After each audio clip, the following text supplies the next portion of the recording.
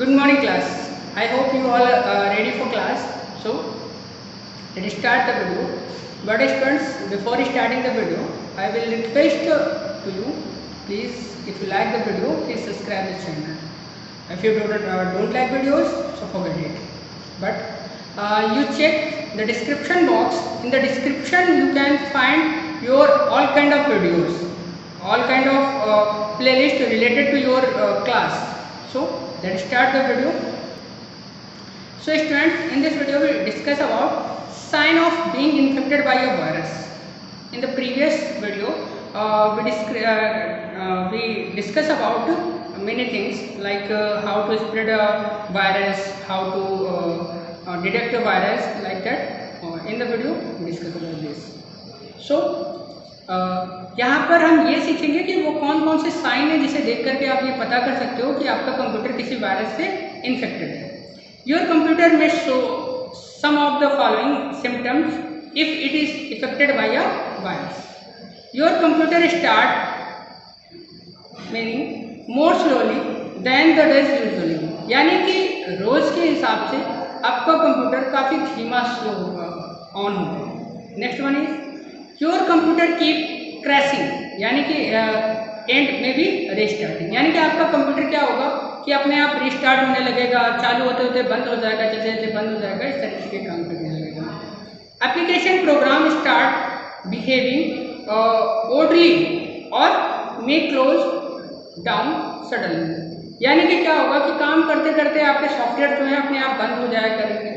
You can't access your file और disk drive.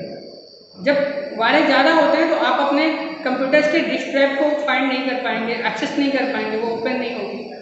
There may some extra files on your system, और आपके computer system में कई सारे एक्स्ट्रा फाइल्स होंगी. द कंप्यूटर हैंग और स्टॉप रिस्पॉन्डिंग, यानी कि आपका कंप्यूटर हैंग होने लगेगा, नॉट रिस्पॉन्डिंग करने लगेगा. फाइल्स एंड फोल्डर में then into shortcut file size में चेंज, क्या होगा कि कई सारी फाइल्स का शॉर्टकट बनने लगेगा और फाइल साइज जो है वो चेंज होती जाएगी. So we take some point. So know how to protect computer system from virus attack, यानी कि हम अपने कंप्यूटर को वायरस अटैक से किस तरीके से बचा सकते हैं. चलिए देखते हैं. We take points directly. Do not allow everyone access to your system, यानी कि हमें किसी को भी अपने सिस्टम को यूज़ करने की मतलब सभी को अपने सिस्टम को यूज़ करने के लिए परमिशन नहीं देनी चाहिए. Install a genuine antivirus software on your computer and keep it updated, यानी कि हमें एक जेन्युइन एंटीवायरस अपने सिस्टम पे इंस्टॉल करके रखना चाहिए और उसको टाइम टू टाइम अपडेट करते रहना चाहिए. डू नॉट ओपन ईमेल और attachment from the unknown persons, यानी कि किसी भी प्रकार की ईमेल या कोई किसी भी प्रकार की अटैचमेंट हमें ओपन नहीं करनी चाहिए जो किसी अननोन पर्सन के द्वारा भेजी गई. Keep your operating system and all other software updated, यानी कि हमें अपना ऑपरेटिंग सिस्टम और अपने अदर सॉफ्टवेयर को अपडेट रखना चाहिए. Download and use the latest version of your browser, यानी कि हमें अपने ब्राउजर्स के लेटेस्ट वर्जन का ही इस्तेमाल करना चाहिए. So here some point you can find, you can check how protect your computer from virus. So we take next point, scan and cleaning the virus. To prevent our computer from becoming infected with virus, we should install antivirus software, run it periodically and keep it updated so that can scan and remove new virus, यानी कि हमें software को install रखना चाहिए और उसको time to time scan करना चाहिए उससे, ताकि वो नए नए वायरसेस को डिटेक्ट कर पाए और उनको रिमूव कर पाए. Antivirus software. अब यहाँ पर हम एंटीवायरस सॉफ्टवेयर क्या होते हैं? एंटीवायरस सॉफ्टवेयर यानी कि एक ऐसे सॉफ्टवेयर जो किसी भी प्रकार के वायरस को डिटेक्ट कर लेते हैं, उनको आपके कंप्यूटर में एंटर होने से रोक लेते हैं और उनको डिलीट कर देते हैं. यहाँ पर आप लिस्ट में कुछ एंटीवायरस जो देख रहे हैं जो थोड़े जेन्युइन है, उनकी लिस्ट यहाँ पर है, जैसे कि अवास्ट, मैकफ्री, अवेरा, एनवेजी, ईस्ट, ये कई सारे, Quick Heal, total security, Microsoft security, ये कुछ जो हैं वो आपके एंटीवायरस हैं। इनके अलावा भी कई सारे एंटीवायरस आते हैं।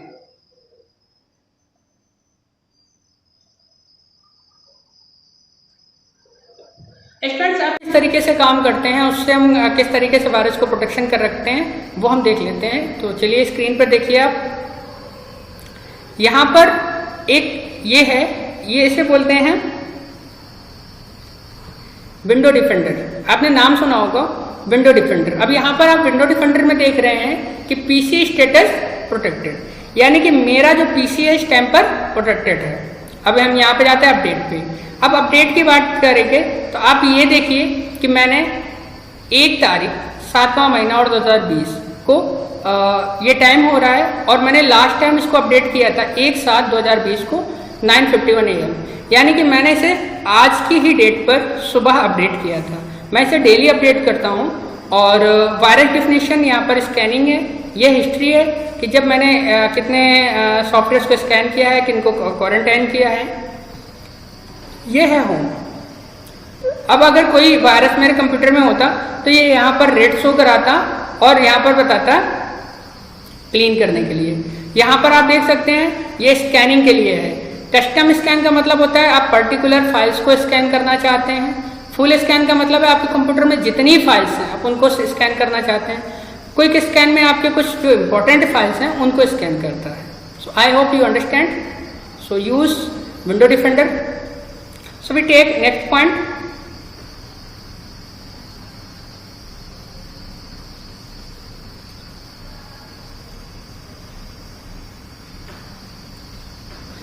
So students, here is the your quick bite.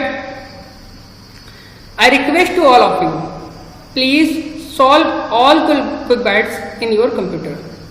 Sorry, in your HW copy. So we go to and take the next point. So next session is session 5, removing temporary files. अब temporary files क्या होती है? जब भी हम किसी computer system पे काम करते हैं तो कई तरीके की फालतू की फाइल्स हमारे कंप्यूटर में ऑटोमेटिक क्रिएट होती रहती हैं। इन्हीं को हम टेम्परेरी फाइल्स कहते हैं। अब यहाँ पर देखिए ये लिखा है डिलीटिंग टेम्परेरी फाइल्स। तो यहाँ पर ये डिस्क क्लीनअप है। अभी हमने पिछली वीडियो में ये देखा था कि हम अपनी डिस्क क्लीनअप कैसे करते हैं। हम पहले अपने डिस्क में जाते हैं, राइट क्लिक करके प्रॉपर्टीज पे जाते हैं और प्रॉपर्टीज पे जाने के बाद हमें कुछ इस तरीके का डिस्क क्लीनअप का ऑप्शन आता है। डिस्क क्लीनअप पे क्लिक करते हैं, वो एक पॉपअप विंडो ओपन करता है जहां पर हम ये देखते हैं कि हमें कौन सी फाइल डिलीट करनी है। हम उन फाइल्स को सिलेक्ट करते हैं जिन्हें हमें डिलीट करना है और उसके बाद उनको हम डिलीट कर देते हैं। सो नेक्स्ट वन इज इस तरीके से आप पहले ही वाली वीडियो में देख चुके हैं। अगर आपको नहीं पता है तो आप इसके पीछे वाली वीडियो देख कर समझ सकते हैं कि ये सब हम कैसे करते हैं। लिखा है deleting file from temp folder. अब ये देखिए मैंने ये टेम्प फोल्डर विंडो आर करके भी इसको डिलीट करना दिखा दिया था। मैं एक बार फिर से दिखा देता हूँ। आई होप कि मेरे फोन में लैपटॉप में कुछ टेम्परेरी फाइल्स हों करंट टाइम पे। विंडो के साथ आर प्रेस करते हैं और यहाँ पर इंटर कर देते हैं। ये देखिए ये कुछ टेम्परेरी फाइल्स हैं मेरे पास। मैंने इनको ऑलरेडी डिलीट कर दिया था। अब फिर से हम विंडो आर करते हैं। अब यहाँ पर हम क्या करते हैं परसेंटाइल का यूज करते हैं, परसेंटाइल, और ये देखिए टेम्प लिख के आ गया और फिर परसेंटाइल। ये दूसरी टेम्परेरी फाइल्स हैं, इनको हम ओके कर लेते हैं। अब जब हम इसे ओपन करेंगे तो ये देखिए कई सारी टेम्परेरी फाइल्स हमारी आ गई हैं। एक तो हम केवल टेम्प से डिलीट कर सकते हैं और एक इस तरीके से डिलीट कर सकते हैं। तो हम कंट्रोल ए के साथ इसको सिलेक्ट कर लेंगे और शिफ्ट के साथ इसे डिलीट कर देंगे। ये देखिए यहाँ पर डिलीट हो रही है।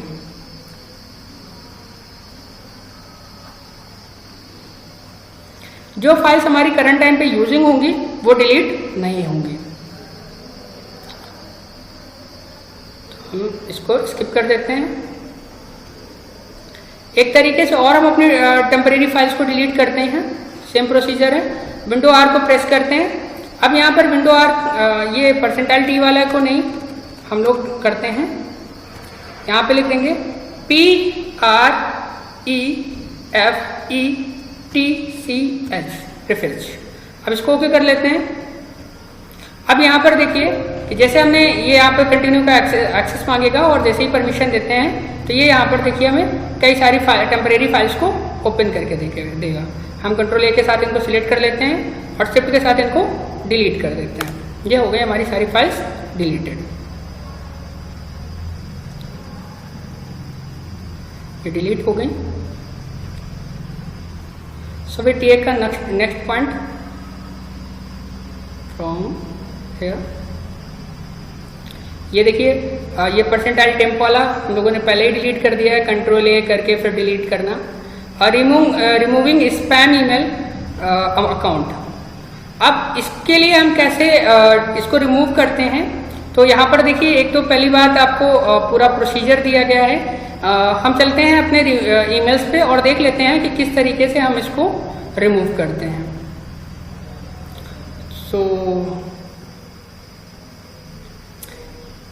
Sorry students, my current time my computer is not connected to internet, so we cannot show it. Here the following points are listed. You can follow the steps and remove the all spam from your email. So I hope students you understand all the topics. See the these quick bite. So these quick bite solve in your HW copy. So students, your chapter 3 is finished. I hope you like the video. You understand all the topics. So we take next chapter into the next video. So thank you.